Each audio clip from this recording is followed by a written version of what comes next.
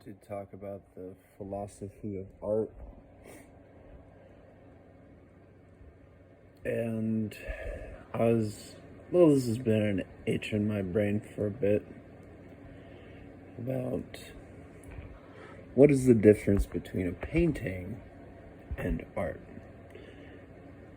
And so I found a guy on Twitch that actually had some really good insight. He wanted to say that art is like a parallelogram is to governing, squares and parallel sides of polygons and all that stuff. So what I called this art, I free-handed this as a study.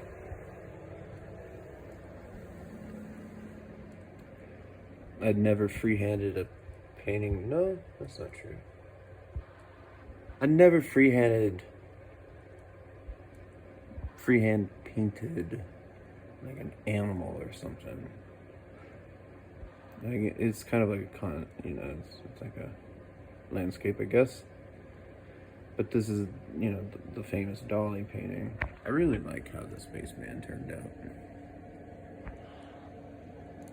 I'm not one to normally toot my own horn, but I painted that little guy, the tiny little fucker, look how small he is, with a 1/2-inch flat brush. Somehow he just came out looking like a spaceman. Angel didn't come out as well. But this taught me how to shade and stuff. Would I call this art is the point.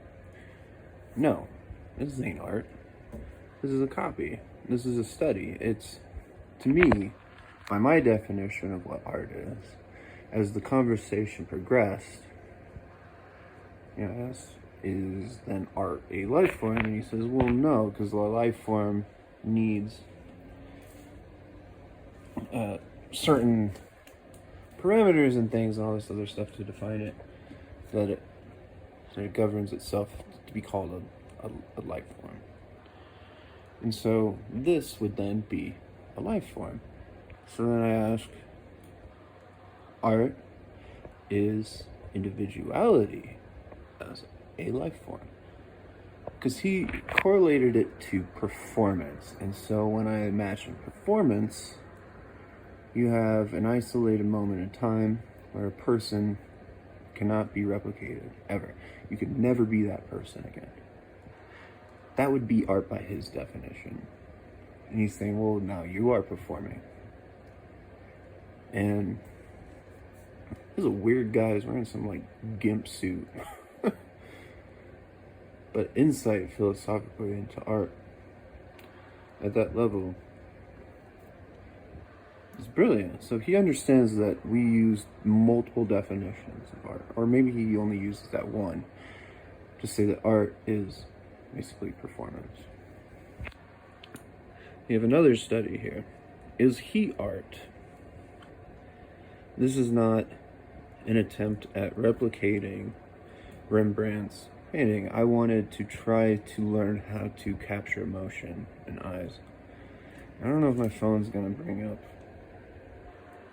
how he follows you, but in person, his eyes will literally follow you around the room.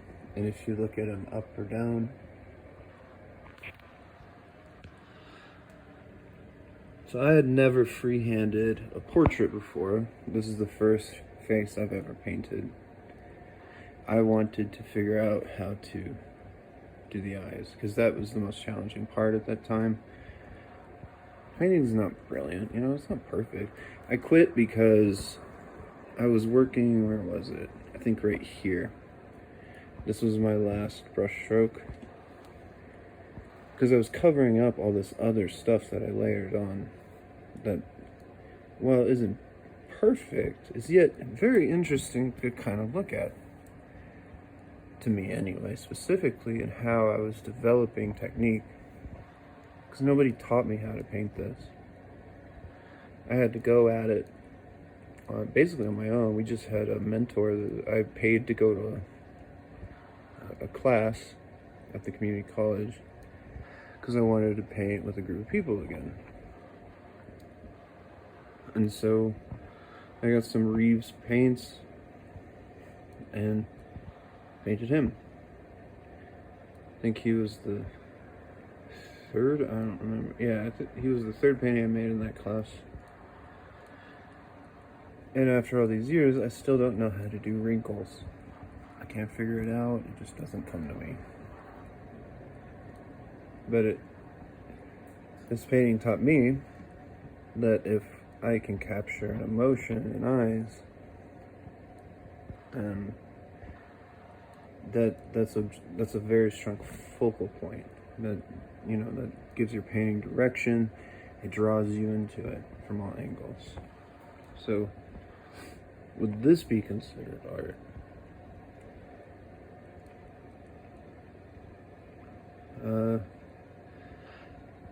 Biased on that conversation, while it's still a study, it creates something abnormal and unique. It is an individual sense of me doing what I am, and just as anybody else would be doing as they are.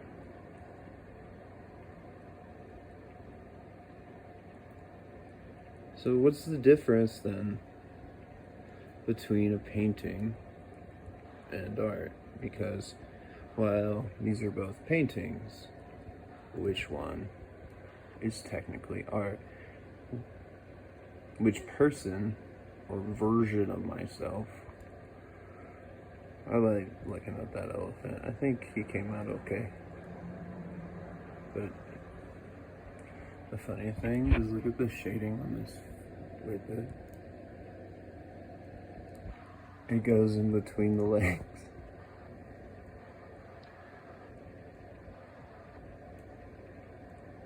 That has bothered me for so many years. And I think it's that way on the original too. I don't remember. But I wouldn't call that art. Why? Because I copied something. I didn't even make it my own. I tried to make it as true to the original, to learn techniques and study it. Now this one, I changed. I blew him up. I didn't want to paint his hair. I didn't want to paint his hat. I think he has a hat in the original. I wanted to study the emotions of his eyes and how I could create changing emotions. And I don't think it's going to come up on video. It never seems to. In person, he'll smile at you in one way. He'll look concerned in another.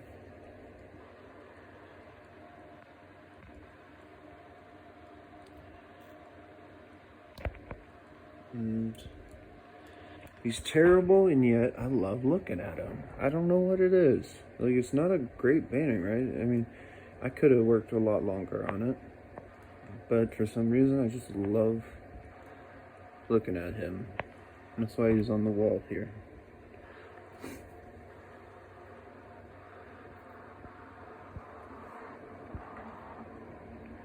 So while you could classify both of these as art,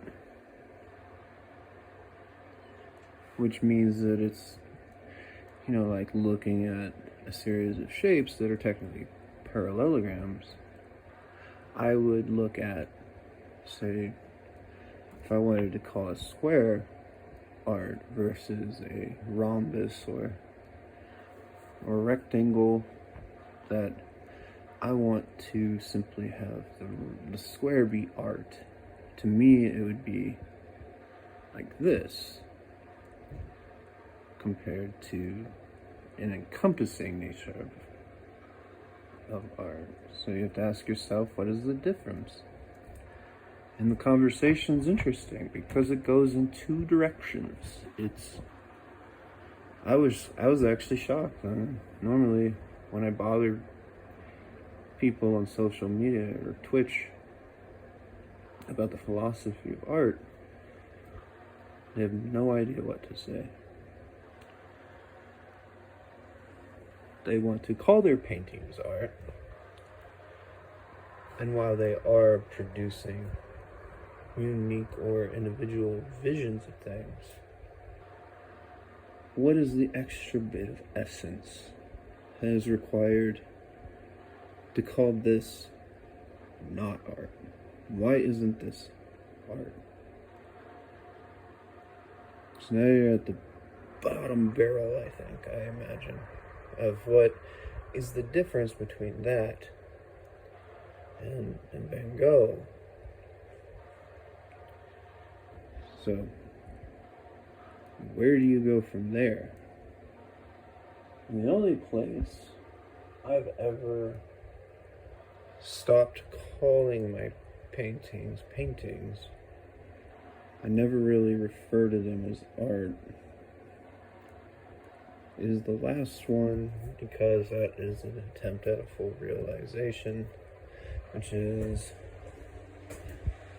let's see, him in the middle in an attempt to, so would that one be art? What about that one? The still life. That was a group, we all painted that together. So there was a painting I saw online at Sotheby's for $100,000, and this thing was just hideous. That's a copy of a Pink Floyd record or something. Him, that's a photo. Yeah. That's another photo I never took. What about him? I found him in the middle of a video and took the image myself based on what struck me. Did they like perform it? I don't know. So when I say full realization, you get that over there. Let's see, others still life. We're done.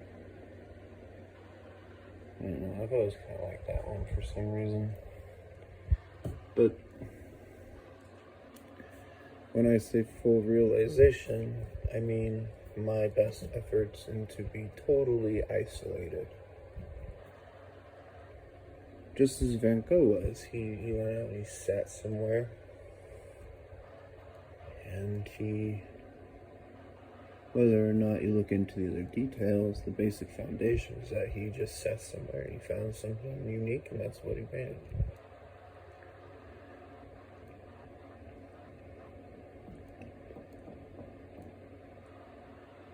And to me, that's the difference between painting and art. You can call it all art because it's a performance,